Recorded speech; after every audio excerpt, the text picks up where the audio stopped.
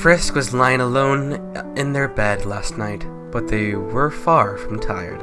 It had been a few years since he had managed to bring Azrael back, and for a while things seemed fine, but then Azrael started to have nightmares. This is starting to remind me of that comic that we read, that porn comic, Love or Be Loved. Yes.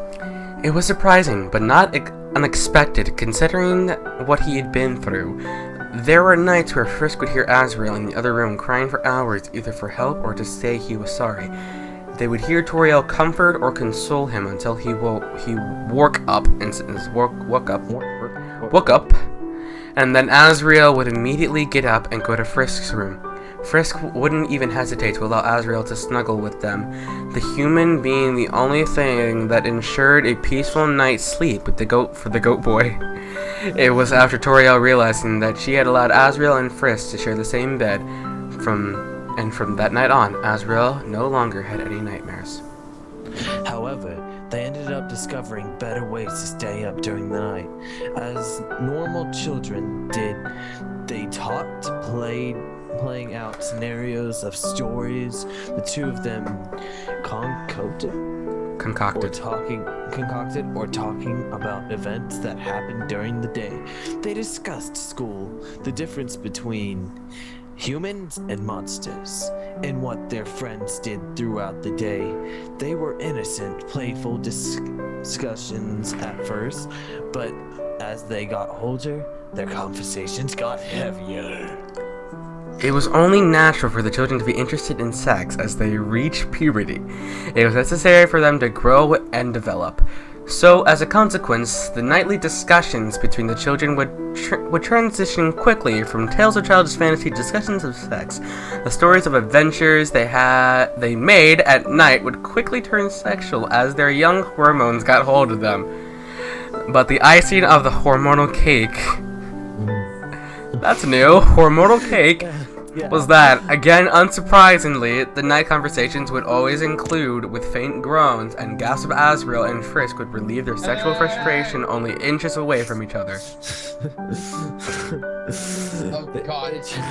Okay, Andy. Okay, Andy.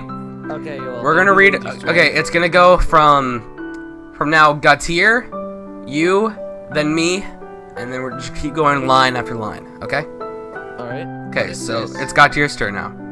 They tried to respect each other's privacy after the first couple of nights, but of course they would eventually get curious. Oh god. Okay, Andy. Okay, I don't think Andy wants to read this. And that when they ended up discovered even better ways to stay up during the night.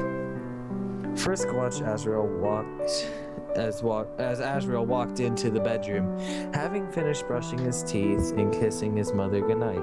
Azrael smiled to Frisk as he crawled in bed, quickly slipping under the covers. Toriel insisted that the boys wore pajamas while they slept, but as they grew older, boxers and t-shirts became more in fashion. Azrael stretched slightly as he got uncomfortable, turning to Frisk and grinning. The human grinned back and the nightly discussion was in session. Azrael found it to be almost therapeutic at points. He trusted Frisk enough that he told him much about his nightmares, things he didn't tell Toriel, his own mother. Frisk would respond the same each time he disclosed another horrid anecdote. Okay, I think it meant antidote. From his twisted past. Azrael would occasionally hesitate apprehensively that the things he told Frisk were too harrowing for him. But Frisk would always respond the same, a boop in the snooty, a tight hug, and the reassurance that he wasn't flowy anymore, and he would never be alone again. Azrael thanked Frisk, and the two of them diverted their conversation to one of the playful and creativity, or whatever, in their latest adventures. Azrael at one point literally stood up in the bed, pretended to be Albus Cord, the white warlock of the fold, while Frisk pretended to be his rival, the pirate king Panor Darcy. The two fought with pillows, giggling, clamoring, until they heard Toriel shout for them to be quiet and go to sleep. The boys giggled quickly, slipped back under the covers, continuing their story. Finally, the two boys talked about sex. It was always the last thing they spoke of, and it was often based on the conversations they heard in school, of how the other boys boasting for their recent endeavors with girls, and how they talked about what they did in great detail.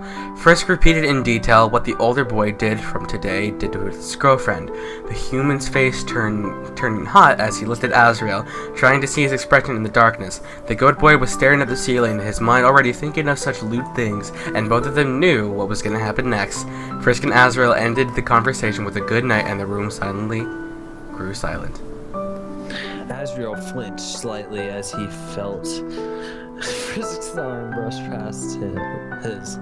He felt the finger poking at his elastic strap of his boxer shorts. He took a slight breath.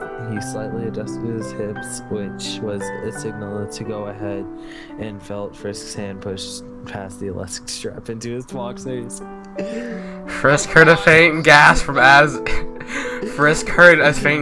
Azrael and then touched their brother. He felt the goat. Andy, stop, Andy. He felt the goat boy's erection. Andy, stop! He felt the goat boy's erection hot and hard in his hand and lied there for a few moments. Andy! I can't read. Oh my gosh. Azrael kept his arms at his sides as he felt Frisk slightly squeeze his erection. Faint ebbs of pleasure echoed out of Azrael's bodies, and his hips pushed slightly in response. That is so weird. Oh my gosh. Seriously though, you can't do random shrieks. Needed in Azrael's ear, repeating again the naughty things the elder boy did to his girlfriend, and how he played with her like Frisk was playing with Azrael. Now God, no. Frisk continued to whisper lewd things into them. He pushed his grip to respond, and his breath became shallow. Frisk until he shuddered as the human thumb rubbed his foreskin. Oh God. You act like this is the first time you read one of these.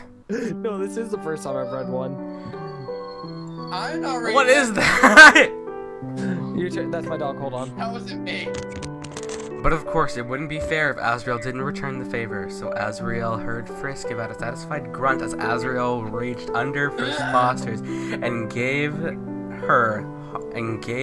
hardened member, feeling pre-smear on his palm as he began gently stroking it. Ah! Stop doing that, Andy! Alright, gently stroke.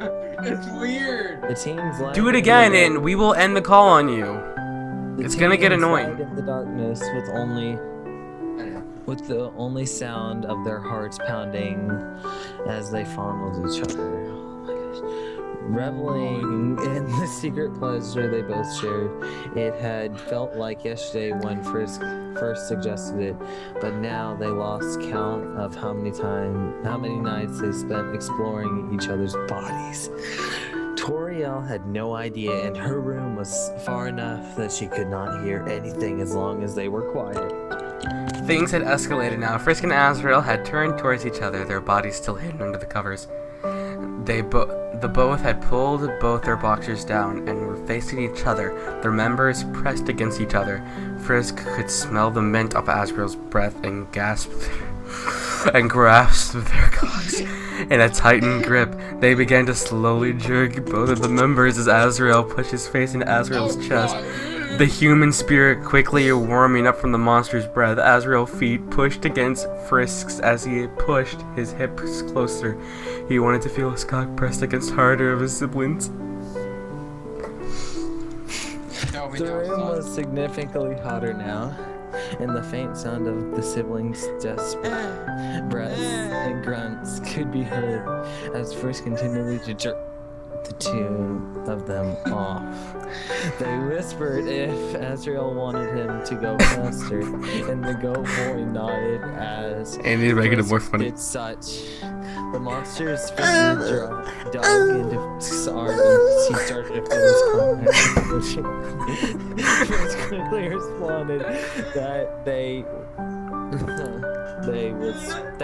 were feeling it too. The only sign of their wavering stamina coming from the cracks of their hushed voices. Azrael placed his hand around Frisk's and helped them pump. Now engorged. They're chickens. And pump their chickens, yeah. Don't worry, guys, it's just chickens. It's PG. I am a chicken. They're chicken fighting right now. They have chickens fighting. Now engorged and twitching as their orgasms were Imminent. Yeah, son, don't play with yourself. and approaching as Frisk placed their free hands around the tent. Azrael came first, as usual. The goat boy muttered Frisk's name before he let out a gasp that cut through the silence of the room like a knife. His cock spasmed and spilled seed into Frisk's hand. He was soon followed by Frisk, who followed Sweet.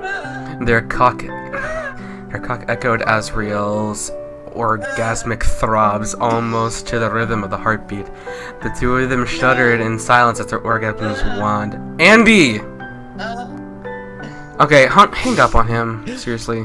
Come on. Nah, let's give him one more chance. It's almost over. Yeah. I'm just trying to. Seriously though.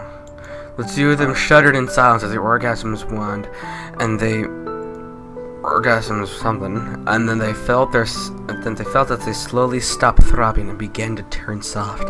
Frisk then got up and pulled up their boxers before they walked into the bathroom and quickly disposed of Azrael's and their seed in the toilet before heading back. There, the two children ended up together, cuddling together in the bliss and united afterglow. Azrael rested his head on Frisk's chest as the two of them drifted into another night of blissful sleep. Good night. Okay. No. We're gonna look up some more comics. Ooh!